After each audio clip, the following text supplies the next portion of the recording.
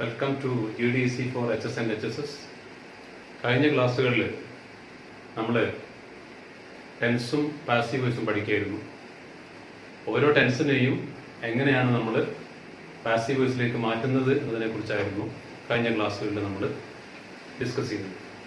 ഇന്ന് നമ്മൾ ചെയ്യാൻ പോകുന്നത് കഴിഞ്ഞ ക്ലാസ്സിൽ പറഞ്ഞു വെച്ച പ്രസന്റ് പെർഫെക്റ്റ് ടെൻസിന്റെ അവസാനത്തെ ഭാഗം, അതായത് പ്രസന്റ് പെർഫെക്റ്റ് ടെൻസിനെ പാസീവ് വോയിസിലേക്ക് മാറ്റിക്കൊണ്ടുള്ള എക്സാമ്പിളാണ് നമ്മൾ അവസാനിപ്പിച്ചത്. ഇനി അത് കഴിഞ്ഞിട്ടുള്ള നെക്സ്റ്റ് ടെൻസിലേക്കാണ് നമ്മൾ പോകുന്നത്. അടുത്ത ടെൻസ് ഏതാണ്? പ്രസന്റ് ടെൻസിലെ നാലാമത്തെ ടെൻസ് ഏതാണ്? പ്രസന്റ് ടെൻസിലെ നാലാമത്തെ tense present perfect continuous tense. നാലാമത്തെ tense present perfect continuous tense ആണ്.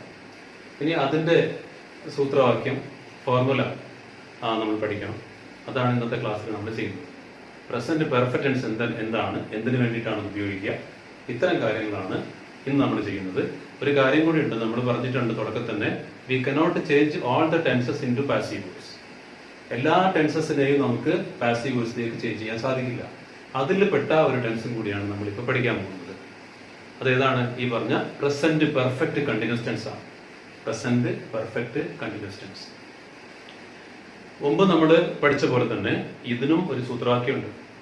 എല്ലാ ടെൻസുകൾക്കും സൂത്രവാക്യം ഉണ്ട്.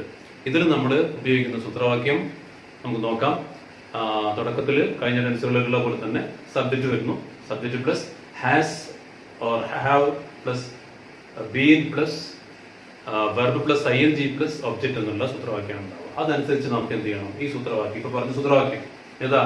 Subject plus has or have plus been plus verb plus ING plus object. ഈ സൂത്രവാക്യം അനുസരിച്ചിട്ട് വേണം നമ്മളിനി പ്രസന്റ് പെർഫെക്റ്റ് കണ്ടിന്യൂസ് ടെൻസ് ഉണ്ടാക്കാൻ. ഈ പ്രസന്റ് പെർഫെക്റ്റ് എന്ന് പറയുമ്പോൾ, കണ്ടിന്യൂസ് എന്ന് പറയുമ്പോൾ തന്നെ അതിലുണ്ട് കുറെ കാര്യങ്ങൾ. ഈ ടെൻസ് എന്താവണം? ഇറ്റ് ഷുഡ് ബി പ്രസന്റ്, വർത്തമാനകാലത്തിൽ നടക്കുന്ന ഒരു ടെൻസ് ആവണം. ഒന്നാമത്തെ കാര്യം അതാണ്, it should be present. And second thing, it should be perfect. Present ആവണം, പെർഫെക്റ്റ് ആവണം, പിന്നെ എന്തും കൂടി ആവണം, ഇറ്റ് ഷുഡ് ബി കണ്ടിന്യൂസ്. മൂന്ന് കാര്യങ്ങൾ ഒത്തുവരണം. പ്രസന്റ് ആവണം, പെർഫെക്റ്റ് ആവണം, അതുപോലെ കണ്ടിന്യൂസ് ആവണം. പ്രസന്റ് പെർഫെക്റ്റ് കണ്ടിന്യൂസ് ടെൻസ് ആണ് എന്ന് പറഞ്ഞാൽ, നമ്മൾ പഠിച്ച ടെൻസ് ഒക്കെ ഒന്ന് പ്രസന്റ് പെർഫെക്റ്റ് പഠിച്ചു, അപ്പൊ നമ്മളൊരു കാര്യം കംപ്ലീറ്റഡ് ആയിട്ടുണ്ടെന്ന് പറയാൻ വേണ്ടി പ്രസന്റ് പെർഫെക്റ്റ് ടെൻസ് ഉപയോഗിച്ചു. പക്ഷെ ഇവിടെ പറയുന്നത് പ്രസന്റ് ആയാൽ പോരാ, പെർഫെക്റ്റ് ആയാൽ പോരാ, പിന്നെ അത് കണ്ടിന്യൂസ് ആവണം. അല്ലാത്തൊരു ടെൻസ് അല്ലേ? അപ്പൊ നമുക്ക് നോക്കാം ഏത് സാഹചര്യത്തിലാണ് ഈ ടെൻസ് ഉപയോഗിക്കുക. ഒരു കാര്യം പ്രസന്റ് നടക്കുന്നതായിരിക്കണം, അത് ഏതാണ്ട് പെർഫെക്റ്റ് ആയിരിക്കണം, ഇപ്പൊ അത് കണ്ടിന്യൂസ് ആയിട്ട് നടന്നുകൊണ്ടിരിക്കുകയും വേണം. ഒക്കെ കൂടി യോജിച്ച് വരുന്ന ടെൻസ് ആയിരിക്കണം. ഇപ്പൊ നമ്മൾ പറഞ്ഞു, ഇവിടെ സൂത്രവാക്യം നമ്മൾ ഇതാ വെച്ചിട്ടുണ്ട്, കണ്ടല്ലേ? അത് നോക്കിയിട്ട് മനസ്സിലാക്കുക. Subject plus has or have plus been plus verb plus ING plus object. ഇതനുസരിച്ച് നമ്മൾ മുമ്പ് ചെയ്തിട്ടുള്ള പ്രസന്റ് പെർഫെക്റ്റ് ചെയ്ത ടെൻസ് നമുക്ക് ഓർമ്മയുണ്ട്. ഏതായിരുന്നു അത്? ഒന്നാമത്തെ എക്സാമ്പിൾ എന്തായിരുന്നു? She has sung A song. She has sung A song. അത് നമ്മൾ പാസീവ് വോയിസിലേക്ക് മാറ്റി. പക്ഷെ ഇപ്പൊ പഠിക്കാൻ പോകുന്ന ടെൻസിനെ നമുക്ക് പാസീവിലേക്ക് മാറ്റാൻ സാധിക്കില്ല. ഇനി ഇതിന്റെ സൂത്രവാക്യം അനുസരിച്ച് ഈ സെന്റൻസ് ഒന്ന് ഉണ്ടാക്കിയോ. ഒന്നാമത്തെ വെച്ചിട്ട് നമുക്ക് എങ്ങനെ ഉണ്ടാക്കാം? She has sung A song എന്നുള്ള ഒരു എക്സാമ്പിൾ ആണെങ്കിൽ, ഈ പ്രസന്റ് പെർഫെക്റ്റ് ടെൻസിലുള്ള എക്സാമ്പിൾ ആണല്ലോ അത്, കഴിഞ്ഞ ടെൻസ് ക്ലാസ്സിൽ പഠിച്ചിട്ടുണ്ടോ? അത് അങ്ങോട്ട് ചെയ്താൽ നമുക്ക്, അല്ലെങ്കിൽ അതിനൊന്ന് മാറ്റി നോക്കാം. ഈ സൂത്രവാക്യം ഉപയോഗിച്ച് മാറ്റുമ്പോൾ ഏതാണ് സൂത്രവാക്യം? Subject plus has or have plus been plus verb plus ING plus object. പിന്നെ ഇതിന്റെ കൂടെ ഫോർ സിൻസ് ഒക്കെ ഉപയോഗിക്കും. അതുകൂടി നമുക്ക് ഇത് തന്നെ പഠിക്കാം. അപ്പൊ എങ്ങനെ പറയും നോക്കാം. ഒന്നാമത്തെ എക്സാമ്പിള്, ഷീ അല്ലെ? സബ്ജക്റ്റ് ആയിട്ട് എന്ത് വരണം? ഈ സൂത്രവാക്യം അനുസരിച്ചാണെങ്കിൽ സബ്ജക്റ്റ് വരണം. സബ്ജക്റ്റ് എന്താ? ഒന്നാമതായിട്ടുള്ള ഒരു എക്സാമ്പിൾ നമ്മൾ എടുക്കുകയാണെങ്കിൽ, ഷീ റൈറ്റ്സ് എ പോയം പഠിച്ചു, ഷീസ് റൈറ്റിംഗ് എ പോയം പഠിച്ചു, she has sung A song പഠിച്ചു. 3 ടെൻസ് നമ്മൾ പഠിച്ചു. നാലാമത്തെ ടെൻസ് ആണ് പ്രസന്റ് പെർഫെക്റ്റ് കണ്ടിന്യൂസ് ടെൻസ്. ഈ പ്രസന്റ് പെർഫെക്റ്റ് കണ്ടിന്യൂസ് ടെൻസിന്റെ എക്സാമ്പിളിലേക്ക് മാറ്റും. ഇതേപോലെ വരണം, ഈ സൂത്രവാക്യം അനുസരിച്ച് വരണം. മാറ്റാം നമുക്ക്. ഷീ ഹാസ് ബീൻ, എക്സാമ്പിൾ ഞാൻ പറയാം, she has been singing a song എന്നാണ്. എന്താ? She has been singing a song. അവള് പാട്ട് പാടിക്കൊണ്ടേയിരിക്കുന്നു. നമ്മൾ നേരത്തെ പറഞ്ഞത് tense should be perfect, it should be continuous, it should be present എന്ന് പറഞ്ഞാൽ എന്താ? നമുക്ക് പറയാം, ഒരാള് രാവിലെ തുടങ്ങിയ ഒരു കാര്യം ഇപ്പോഴും ചെയ്തുകൊണ്ടേയിരിക്കുന്നു. അല്ലെങ്കിൽ ഞാൻ 3 വർഷത്തോളമായി ഈ സ്കൂളിൽ പഠിച്ചുകൊണ്ടേയിരിക്കുന്നു എന്ന് പറഞ്ഞാൽ അതിന്റെ അർത്ഥം എന്താ? ഞാൻ 3 വർഷം മുമ്പ് പഠിക്കാൻ തുടങ്ങി ഈ സ്കൂളിൽ. എന്നിട്ട് ഇതുവരെ ഞാൻ പഠിച്ചിട്ടുണ്ട് എന്നുള്ളത് ഓക്കെയാണ്. അതാണ് അതിലെ പ്രസന്റിൽ നടക്കുന്നുള്ളത്. മുമ്പ് തുടങ്ങിയിട്ടുണ്ട്, പ്രസന്റിൽ ഇപ്പൊ ഞാൻ പഠിച്ചിട്ടുണ്ടെന്ന് മാത്രമല്ല, ഇപ്പൊ ആ പഠിത്തം ഞാൻ ഇവിടെ തുടർന്നുകൊണ്ടിരിക്കുകയാണ്. ഈ സ്കൂളിൽ ഞാൻ പഠിച്ചുകൊണ്ടേയിരിക്കുന്നു എന്ന് പറയാം. എന്ന് പറഞ്ഞാൽ ഒരു ആക്ഷൻ കുറച്ച് മുമ്പ് തുടങ്ങിയിട്ട് അത് പ്രസന്റിലും കണ്ടിന്യൂസ് ആയിട്ട് നടന്നുകൊണ്ടേ ഇരിക്കുന്നു എന്ന് പറയുമ്പോഴാണ് പ്രസന്റ് പെർഫെക്റ്റ് കണ്ടിന്യൂസ് ടെൻസ് ഉപയോഗിക്കുക. അങ്ങനെയാണെങ്കിൽ she sings A song, she singing a song, she has sung A song എന്നൊക്കെ നമ്മൾ പഠിച്ചു. ഇത് ഉപയോഗിച്ച് പറയുമ്പോൾ നമുക്ക് എങ്ങനെ പറയാം? She has been singing a song, example ആയിട്ട് എങ്ങനെ പറയാം? ഫോർ 15 minutes എന്ന് പറയാം. ഫോർ ഉപയോഗിച്ച് പറയാം. She has been singing a song for 15 minutes എന്ന് പറഞ്ഞാൽ 15 മിനിറ്റ് മുമ്പ് പാടാൻ തുടങ്ങിയിട്ട് അവൾ ഇപ്പോഴും ആ പാട്ട് പാടിക്കൊണ്ടേയിരിക്കുന്നു. അങ്ങനെ പറയാം. നമുക്ക് പല എക്സാമ്പിൾ അങ്ങനെ പറയാൻ പറ്റും. ഞാൻ രാവിലെ മുതൽ ഒരാളെ കാത്തു നിൽക്കുന്നു, രാവിലെ തൊട്ട് ഞാൻ പഠിച്ചുകൊണ്ടേയിരിക്കുന്നു, അല്ലെങ്കിൽ അവർ കളിച്ചുകൊണ്ടേയിരിക്കുന്നു. രാവിലെ 8 മണിക്ക് തുടങ്ങിയതാണ്, അവരിപ്പോഴും കളിച്ചുകൊണ്ടേയിരിക്കുന്നു പറയാം. അപ്പൊ അവനെ കുറിച്ച് നമുക്ക് പറയാം, he has been playing cricket four 2 hours. 2 മണിക്കൂർ നേരമായിട്ട് അവൻ ക്രിക്കറ്റ് കളിച്ചുകൊണ്ടിരിക്കുകയാണെന്ന് പറയാം. അല്ലെങ്കിൽ നമുക്ക് പറയാം, സിൻസ് ഉപയോഗിച്ചും പറയാം. ഫോറും സിൻസ് ഉപയോഗിക്കുന്ന ടെൻസ് ആണ് ഈ perfect continuous tense, perfect continuous tense, present perfect continuous tense.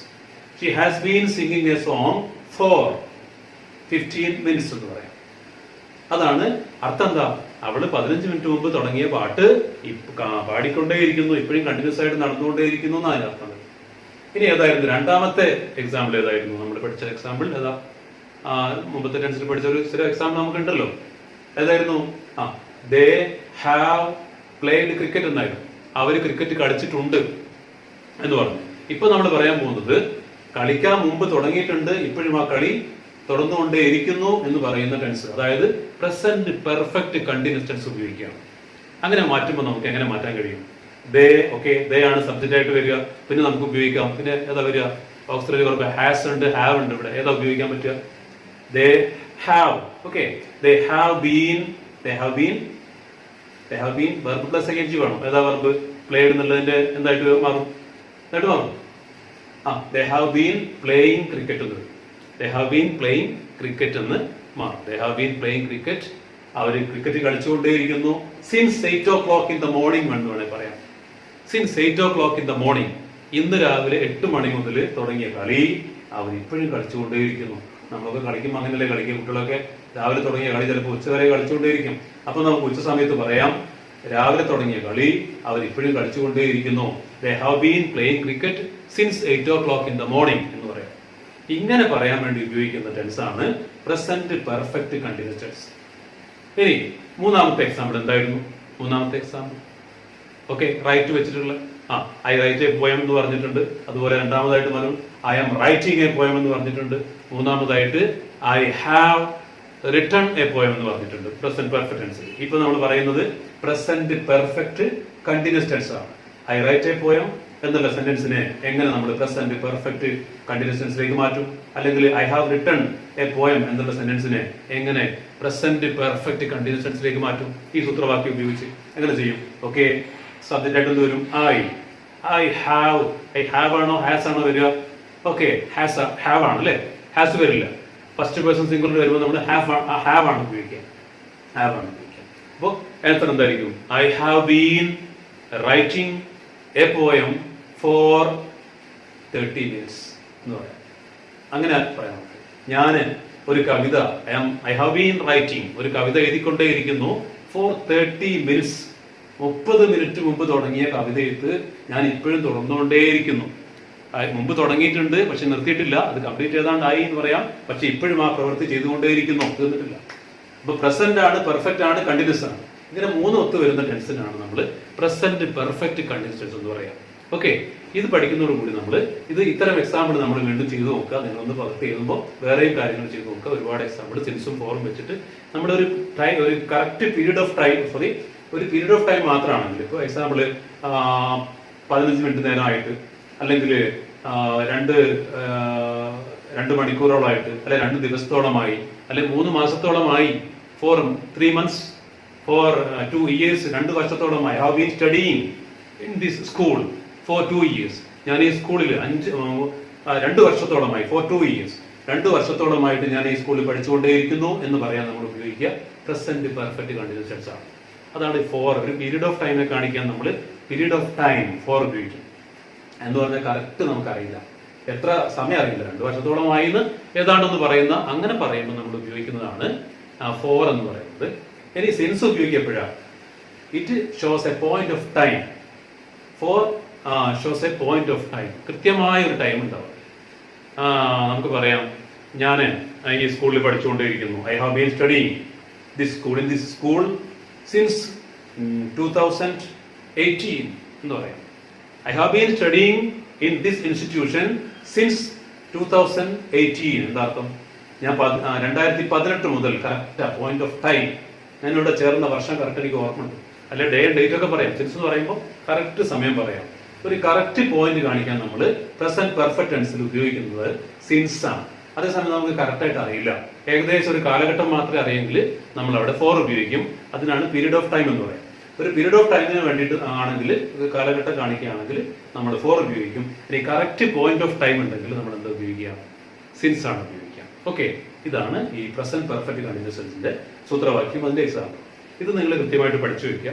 പല ഘട്ടങ്ങളിലും, അതുപോലെ എഡിറ്റിംഗിൽ, അതുപോലെ തന്നെ സെന്റൻസ് എഴുതുമ്പോൾ, കോൺവെർസേഷനിൽ, ഇതുപോലുള്ള സ്ഥലങ്ങളിലൊക്കെ തന്നെ പലപ്പോഴും നമുക്ക് ഈ രീതിയിൽ കമന്റ് ചെയ്യേണ്ടി വരാറുണ്ട്. അതുകൊണ്ട് കൃത്യമായിട്ടും ഇതിന്റെ ഫോർമുലയും എക്സാമ്പിൾസും പഠിച്ചു വെക്കണം.